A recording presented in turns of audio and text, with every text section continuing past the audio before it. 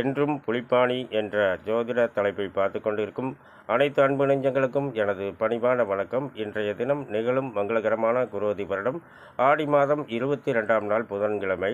நல்ல நேரம் சுபவோரை காலை 9 மணி முதல் 10 மணி வரை, மதியம் 1:30 முதல் 3 மணி வரை, மாலை 4 மணி முதல் 5 மணி வரை மற்றும் இரவு 7 மணி முதல் 10 மணி வரை.